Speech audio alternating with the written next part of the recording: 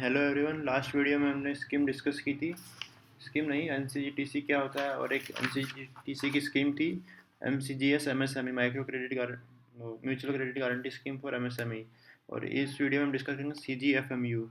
सीजीएफएमयू scheme से मैं बताता हूँ कैसे क्वेश्चन आते हैं। कितने लाख तक का कोलेटरल फ्री लोन ये कवर करता है? 20 लाख तक का।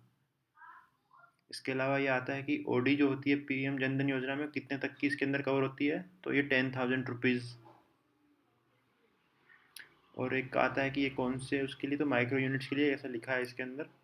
और एक क्वेश्चन आया था 2024 में कि जो एसएचजी लोन्स होते हैं उसमें कहाँ तक गारंटी कवर होती है। तो ये उसका आंसर था 10 लाख से लेकर 20 लाख तक के लोन जो एसएचजी के होते हैं वो कवर होते हैं इसके अंदर। 10 लाख के नीचे के नहीं होते। तो आओ इसके बारे में पढ़ते हैं। सी जी एफ एम यू यानी credit guarantee fund for micro units. ये स्कीम लॉन्च हुई थी 2017 में। स्कीम नहीं है, एक तरह का फंड बनाया गया ताकि उसे क्रेडिट गारंटी दे सके। तो for loans under PM Mudra योजना, जो पीएम मुद्रा योजना के अंदर जितने भी लोन्स हैं वो इसके अंदर कवर हो जाते हैं। इसके अंदर कौन से लोन्स कवर होते हैं? Micro collateral free loans, micro loans which are collateral free, maximum up to 20 lakh rupees under PM Mudra Yojana. Eligible borrowers कौन कौन है इसके? Micro units with joint liability group and individuals और jointly loans up to 20 lakh rupees. तो ये अगर पूछे कि जॉइंट लाइबिलिटी ग्रुप का लोन कितने तक का कवर होता है, तो 20 लाख तक का लिखना आपको। और इंडिविजुअल लोन वो भी 20 लाख तक का, या फिर जॉइंट अगर लोन है तो वो भी 20 लाख तक का कवर होता है। ये एग्जाम में पूछता है। इसके अलावा फिर ओडी अंडर प्रधानमंत्री जनधन योजना जो मिलती है वो 10,000 तक की इसके अंदर कवर रहती है, और ओडी की लिमिट भी 10,000 ही है। देन एसएचजी लोन्स जो कवर होते हैं वो 10 लाख से 20 लाख तक के बीच के रहते हैं, वो इसके अंदर कवर होते हैं। बाकी लोन क्या है, अलग स्कीम होती होगी। अब नेक्स्ट पढ़ते हैं गारंटी कवर इसका क्या रहता है। First 3% of amount in default will be borne by lending institution.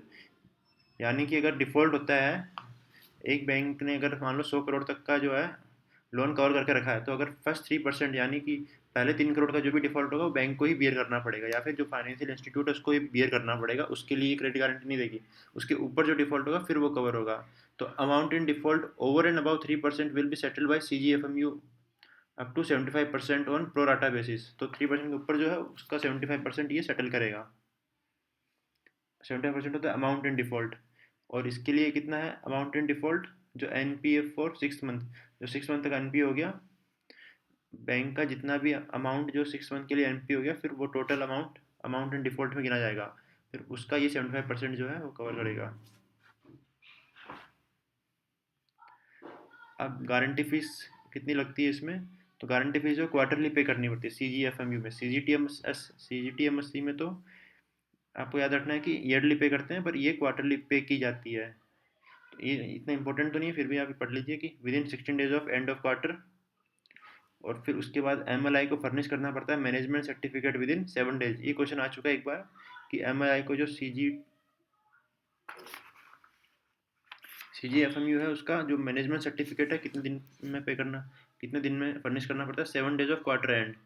Then उसके बाद C G den number issue हो जाएगा N C G T C के द्वारा 3 डेज में। And then guarantee fee paid in 3 days of C G den. जो C G den number आ जाएगा, demand advice notice, तो उसके 3 डेज के अंदर बैंक को गारंटी फीस पे करनी है।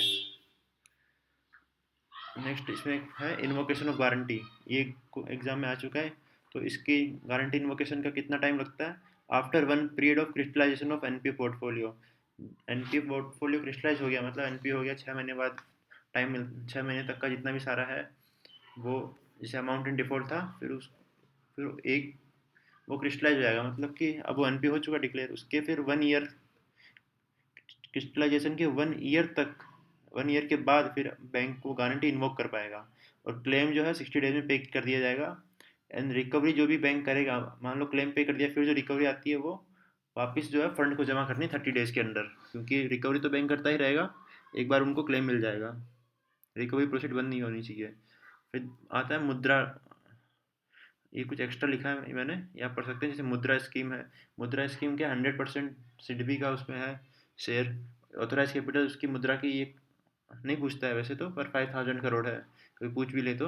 और मुद्रा क्या एक तरह की एनबीएफसी है, क्योंकि नॉन बैंकिंग फाइनेंशियल कंपनी ही है। एक मुद्रा का ऐप है, मुद्रा मित्रा ऐप। ये क्या है, असिस्ट करता है लोन सीकर्स को अप्रोचिंग द बैंक, है ना। इसके द्वारा प्रोसेस रहता है और कैसे वो बैंक को अप्रोच करे, वो ऐप हेल्प करता है। तो ये भी आ चुका है एग्जाम में कि मुद्रा मुद्रा मित्र ऐप कौन, है ना, क्या पर्पज़ है इसका। तो assist loan seekers in approaching the banks, इसलिए मैंने लिखा है लास्ट में। और ये भी क्वेश्चन आया था क्योंकि एमएसएमई का एग्ज़ाम है, या तो एमएसएमई डे, उस एग्ज़ाम्स के कुछ दिन बाद ही, इस डे के कुछ दिन बाद ही एग्ज़ाम था, तो ये क्वेश्चन एग्ज़ाम में भी आ गया था। तो एमएसएमई डे होता है 27 जून को, और इसको हम उद्यमी दिवस नाम से मनाते हैं। और थीम पूछता है, तो इस साल की थीम थी enhancing the role of MSMEs as drivers of sustainable growth and innovation. तो जब भी आप एग्ज़ाम की प्रिपेयर करोगे तो उस साल की थीम आप यहाँ चेक करके लिख लेना। तो ठीक है, ये स्कीम कवर हो गई, इसमें इतना ही पूछता है जो मैंने लिखा है। बाकी आप, ये पीडीएफ में शेयर कर दूंगा, वो आप डाउनलोड कर लेना। Thank you.